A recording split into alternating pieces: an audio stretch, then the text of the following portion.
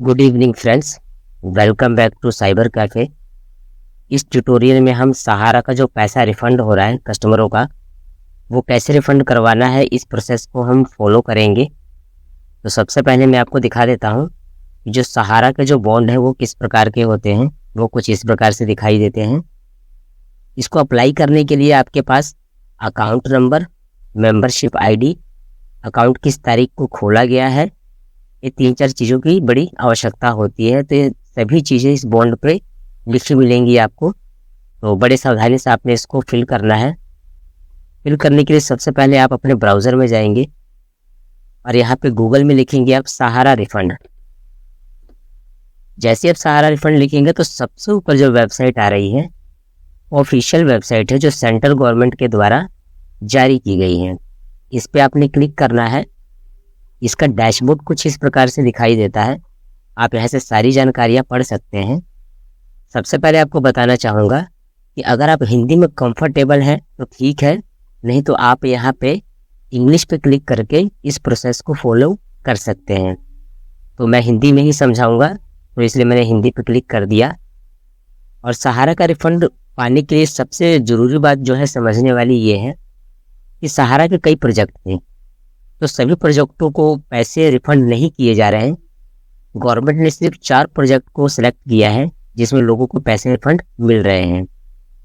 वो कुछ इस प्रकार हैं: सहारा क्रेडिट कोऑपरेटिव सोसाइटी, सहारा यूनिवर्सल मल्टीपर्पज सोसाइटी, हमारा इंडिया क्रेडिट कोऑपरेटिव सोसाइटी और स्टार्स मल्टीपर्पज कोऑपरेटिव सोसाइटी। ये 4 में से आपका कोई बॉन्ड एक है, इनमें से एक है तो आप इस प्रोसेस को फॉलो कीजिए। नहीं तो अगर कोई दूसरा आपके पास बॉन्ड है तो अभी वेट कीजिए। अभी सिर्फ इस 4 सोसाइटियों का ही पैसा गवर्नमेंट रिफंड कर रही है। तो चलिए मैं आपको दिखा देता हूँ कि मेरा जो बॉन्ड है इस कैटेगरी का है। हमारा जो बॉन्ड है सहारा क्रेडिट कोऑपरेटिव सोसाइटी लिमिटेड का है, यानी हम एलिजिबल है रिफंड पाने के लिए। तो सबसे पहले मैं आपको बताना चाहूँगा कि यहाँ पे रिफंड पाने के लिए आपको पहले अपना रजिस्ट्रेशन कराना पड़ता है। फिर आप उसमें लॉगिन करते हैं और अपनी कुछ डिटेल्स इसमें सबमिट करते हैं। फिर ये प्रोसेस कंप्लीट होता है। तो चलिए सबसे पहले हम अपना पंजीकरण कर लेते हैं। आप यहाँ पे जाएंगे, जमाकर्ता पंजीकरण पे क्लिक करेंगे। यहाँ पे आप कस्टमर के आधार कार्ड के लास्ट के 4 डिजिट डालेंगे। मैंने डाल दिया। और कस्टमर का जो मोबाइल नंबर आधार नंबर से जुड़ा हुआ है उसको आप यहाँ पे पंच करेंगे और OTP प्राप्त पे क्लिक करेंगे। जैसे आप क्लिक करेंगे आपके रजिस्टर्ड मोबाइल पे एक OTP भेजा जाएगा, वो आपने यहाँ पे पंच करना है। पंच करने के बाद आप ओके करेंगे। ओके करने के बाद क्या है, यहाँ पे कुछ डेटा है, इसको अगर आप रीड करना चाहें तो कर सकते हैं। उसके बाद आप यहाँ पे नियम शर्तों पे चेक मार्क करेंगे और मैं सहमत हो पे क्लिक करेंगे। क्लिक करने के बाद फिर से एक डाटा है, पढ़ना चाहे तो पढ़ सकते हैं, नहीं तो आप नेक्स्ट कर सकते हैं। यहाँ पे आपको कस्टमर का पूरा आधार नंबर डालना होगा। कुछ इस प्रकार डाल देंगे। OTP पे क्लिक करेंगे तो कस्टमर का जो आधार नंबर, आधार कार्ड जिस नंबर से लिंक होगा उस पर ऑटोमेटिक एक OTP जनरेट किया जाएगा। तो मैंने यहाँ पे OTP डाल दिया है। OTP को ओके करेंगे।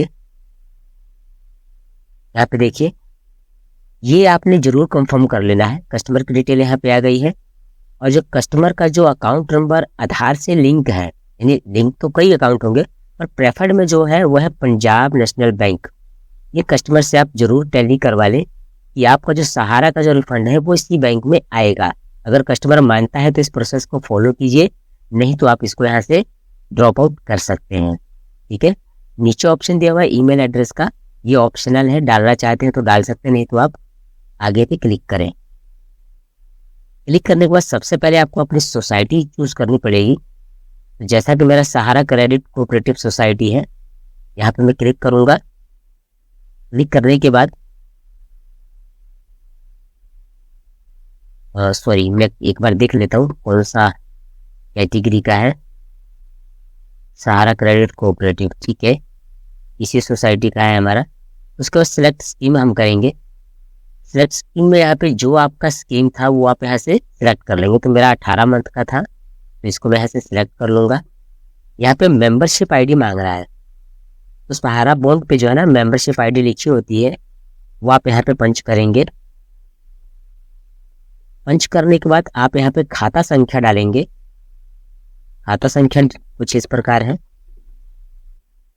खाता संख्या डालने के बाद यहाँ पे अगर आपको पासबुक मिली है सहारा की, तो उसका सीरियल नंबर डाल सकते हैं अथवा इसको आप छोड़ सकते हैं। यहाँ पे किस तारीख को आपका सहारा में ये अकाउंट खोला गया था वो आपको डालना होगा। चलिए मैं डाल देता हूँ।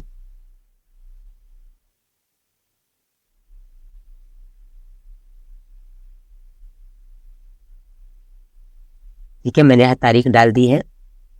अब यहाँ पे पूछ रहा है कि आपने कितने पैसे जमा किए हैं। यहाँ पे एक चीज ध्यान देने वाली है, यहाँ पे गवर्नमेंट ने पूछा है कि आपने कितने पैसे जमा किए हैं, ना कि आपकी मैच्योरिटी अमाउंट। कई लोग यहाँ गलती क्या करते हैं कि सहारा में उनका अकाउंट खुला किसी प्रोजेक्ट के अंतर्गत, और उनकी 18 महीने या 3 महीने या 36 महीनों के बाद जो है जो मैच्योरिटी बनती है वो 50,000 60,000 बनती है, लेकिन जमा उन्होंने आधा किया होता है। तो ऐसा नहीं करना है। यहाँ पे गवर्नमेंट ने साफ साफ पूछा है कि आपने कितना जमा किया है, क्योंकि आपको मैच्योरिटी जितनी बनती है वो और रिफंड आपको नहीं मिलेगा। सिर्फ आपका जो योगदान है सिर्फ वही आपको दिया जाएगा। तो यहाँ पे मेरा 18,356 रुपये जमा हुआ है, तो यहाँ पे मैं डाल दूंगा। यहाँ पे पूछ रहा है कि अगर आपको कोई आंशिक भुगतान या कोई इंटरेस्ट के रूप में कुछ मिला है रिफंड में तो ओके करें, नहीं तो खाली छोड़ सकते हैं। यहाँ पे दावा जोड़े का एक ऑप्शन आ रहा है, इस पे आप क्लिक कर देंगे। देखिए यहाँ पे आपका एक दावा जोड़ा जा चुका है। अगर आपके पास एक ही बॉन्ड है तो आप आगे प्रोसेस कर सकते हैं, अदरवाइज आपके पास और भी कई बॉन्ड है जिसमें आप एलिजिबल हैं रिफंड पाने के लिए, तो दोबारा से आप यहाँ पे उसके रजिस्ट्रेशन कर सकते हैं। ठीक है, उसके बाद यहाँ पे देखिए एक बार क्रॉस चेक जरूर कर लें, क्योंकि एक बार प्रोसेस होने के बाद इसमें एडिट आप नहीं कर पाएंगे। तो ये ठीक है, हम आगे क्लिक करेंगे।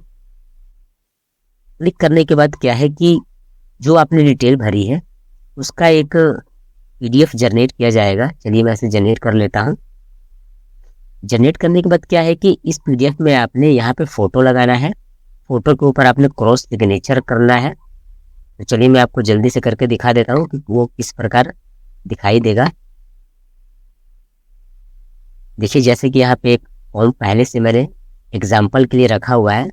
आप यहाँ कस्टमर की फ़ोटो लगाएंगे और आधी फ़ोटो पे और आधा फॉर्म पे आप साइन कराएंगे, जिसको हम क्रॉस सिग्नेचर कहते हैं। उसके बाद आप यहाँ पे कस्टमर का यहाँ पे फिर से सिग्नेचर करवाएंगे। सिग्नेचर कराने के बाद आप यहाँ पे कस्टमर का मोबाइल नंबर डालेंगे, और हो सके तो प्लेस भी डाल दें कि किस स्थान से इसको अप्लाई किया जा रहा है। ठीक है, इतना करने के बाद क्या करना है, आपने नेक्स्ट पे क्लिक करना है। क्लिक करने के बाद क्या होगा कि जो आपने PDF बनाया है,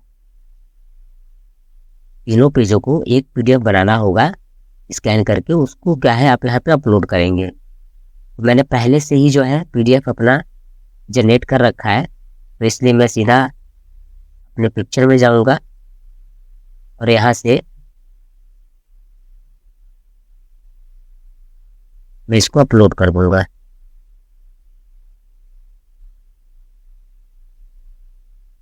अपलोड करने के बाद कुछ इस प्रकार दिखाई देगा, आप इसको अपलोड कर दें। अपलोड करने के बाद क्या है कि आप अगला पे क्लिक करेंगे तो आपका जो है रजिस्ट्रेशन सक्सेसफुल हो चुका है। आपके दिए रजिस्टर्ड मोबाइल पे मैसेज कर दिया जाएगा, और इसका आप कुछ इस प्रकार से स्क्रीनशॉट लेके प्रिंट आउट कर सकते हैं। जैसे कि मैं यहाँ पे इसका एक स्क्रीनशॉट ले रहा हूँ और इसको मैं प्रिंट आउट करके कस्टमर को प्रोवाइड करा दूंगा। यहाँ पे मैं नाम देता हूँ कुछ भी, डेस्कटॉप पे सेव करूँगा। ठीक है, तो ये था आपका सहारा का रिफंड करने का प्रोसेस, जो बिल्कुल सिंपल और आसान था। यहाँ से आप निकास कर सकते हैं या लॉग आउट भी कर सकते हैं। अब बात आती है कि आपने प्रोसेस तो कर दिया, 15-20 दिन या 25 दिन आपके बीत चुके हैं, मैक्सिमम 45 डेज का गवर्नमेंट ने टाइम दिया है। अगर आप अपना स्टेटस जानना चाहते हैं तो क्या करेंगे? स्टेटस जानने के लिए आपको जमाकर्ता लॉगिन पे जाना होगा और आधार नंबर के 4 डिजिट लास्ट वाले डालने हैं आपने। डालने के बाद कस्टमर का आप मोबाइल नंबर डालेंगे जो आधार रजिस्टर्ड होगा और सेंड OTP पे क्लिक करेंगे। क्लिक करने के बाद एक OTP भेजा जाएगा, वो OTP आपने यहाँ पे पंच करना है।